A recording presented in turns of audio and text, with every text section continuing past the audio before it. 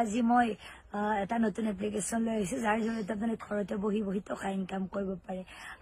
Welcome back to my channel. স্বাগতম জানাইছো V blog চ্যানেলৰ অন্য এটা নতুন ভিডিঅ লৈ। আজি যাব ওলাইছো এক জায়গাত আমাৰ এটা লগৰে লৰা এটাৰ জিম এখন আজি ওপেনিং কৰিব, তাত যাম আৰু যাব ওলাইছো কিমান মজবুত গাড়ী লৈ চাওক। এখন মোৰ নহয় মহিবুল ভাইৰ, আৰু এইখন লৈ এতিয়া যাব ওলাইছো জিম ওপেনিং কৰিব আৰু কেনেকুৱা ধৰণৰ জিম একদম দেখাই আছো বলক। আৰু ফাইনালি এনেকৈ আহি পাই গলো জিম হোটেল ময়ূৰৰ ওপৰত এইখন জিম নতুনকৈ আজিৰ পৰা ওপেনিং কৰিছে আৰু একদম নতুন নতুন মেচিন আনিছে, ধুনীয়া ধুনীয়া মেচিন ইয়াতে আহিব পাৰে আৰু ধুনীয়াকৈ এক্সাৰসাইজ কৰি নিজৰ ফিটনেছটো অলপ পৰিৱৰ্তন কৰিব পাৰে। আৰু এফালেও কিমান ধুনীয়াকৈ সজাইছে চাওক, মেচিন চেচিন ধুনীয়াকৈ ৰাখিছে আৰু মেচিন চেচিনটো নতুন আৰু ভিতৰৰ ডিজাইনটো একেবাৰে নতুন।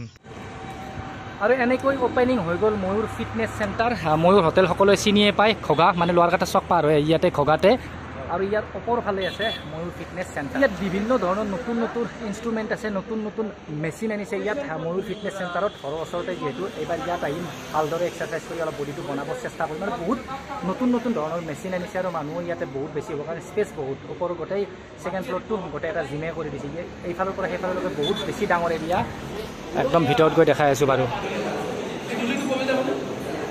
আৰু ভিতৰত সোমাই এখন গ্লাছ পাব আৰু এইখন গ্লাছতে গোটেই জিমটো ধুনীয়াকৈ উঠি আছে পিছফালৰ পৰা আগফাললৈকে।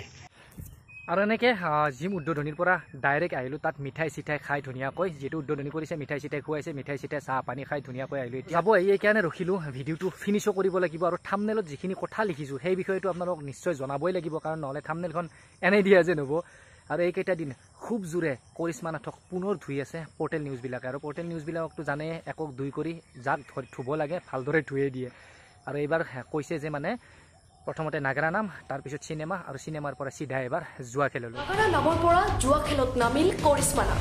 নাগাৰা নামৰ পৰা চিনেমালৈ, চিনেমাৰ পৰা জুৱা খেললৈ সৰ্বত্ৰে বিচৰণ কৰিশ্মাৰ। জুৱা খেলৰ এড দিবলৈ অকণো লাজ নালাগিল নাগাৰা নামৰ শিল্পীগৰাকীৰ। চাওক এই ভিডিঅ'টো।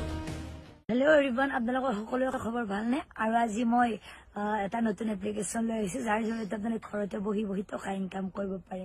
আৰু এই এপ্লিকেশনটোৰ নাম হ'ল ৰামি মাৰ্চ।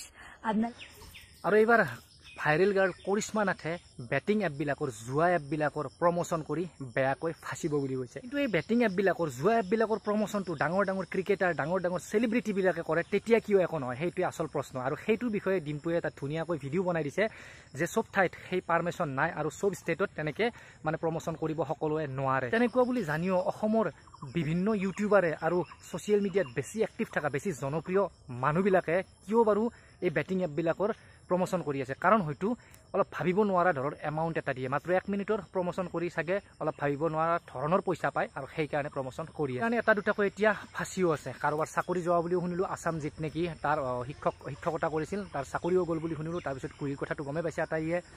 আৰু এইবাৰ কৰিশ্মা নাথৰ বিষয়ে গম পাই গ'লোঁ যে তাইও বেটিং এপৰ এনেকৈ প্ৰমোচন কৰি এতিয়া ফাঁচিব ওলাইছে।